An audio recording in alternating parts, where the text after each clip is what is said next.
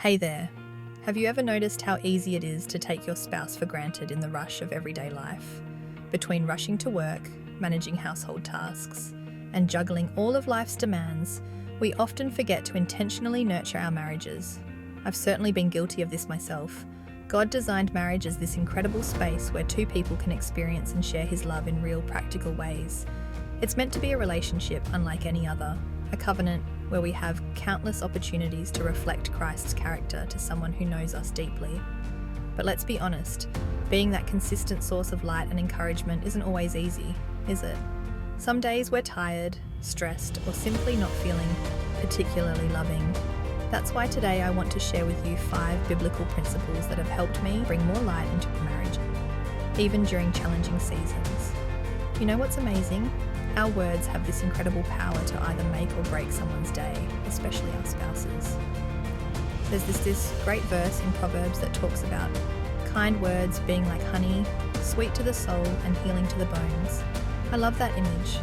Try this simple habit. Say something genuinely positive to your spouse first thing in the morning and last thing at night.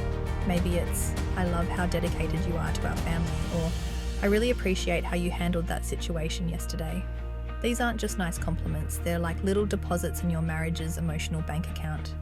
Even on days when we're rushing around like crazy, those brief moments of connection remind us both that we're on the same team. Okay, can I share something that completely transformed my marriage? It's prayer. And I don't mean just the bless my spouse kind of prayer. I'm talking about specific, intentional prayer, both for and with your spouse. Think about it. Who knows your spouse's struggles, dreams, and fears better than you do? When you pray specifically about those things, you're essentially telling them, I see you, I hear you, and I care enough to bring this before God.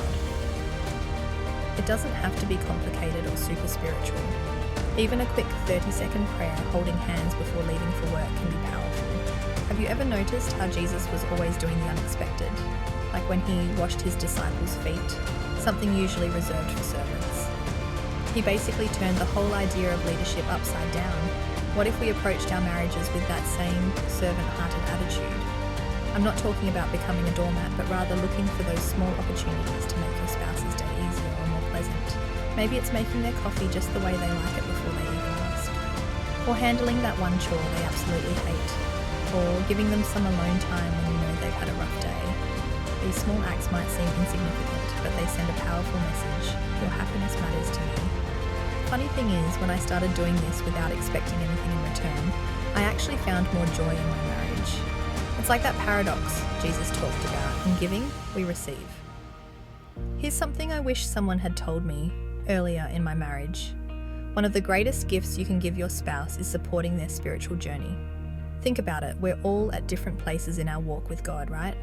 And we all connect with Him in different ways. Maybe your spouse needs quiet time in the morning with their Bible, or perhaps they feel closest to God when hiking outdoors or listening to worship music. Whatever it is, become their biggest spiritual cheerleader, not their Holy Spirit junior. There's a big difference between nagging someone about their faith and creating space for them to grow. Try asking, is there anything I can do to help you spend more time with God this week? The answer might surprise you. I've found that when I focus on my own relationship with God and support my spouse's journey rather than trying to manage it, we both grow stronger spiritually. Let's get real for a second. Marriage isn't always sunshine and rainbows, is it? There are seasons that are just plain difficult. Financial stress, health issues, parenting challenges, you name it. But here's what I've discovered. Choosing joy and gratitude, especially during those tough times, can be like turning on a light in a dark room. It doesn't mean pretending everything's perfect. It means acknowledging the challenges while still finding things to be thankful for. Try this. Even on your worst days, find 3 specific things about your spouse to appreciate. Maybe it's their patience with the kids, their work ethic, or even just the fact that they remembered to take out the trash.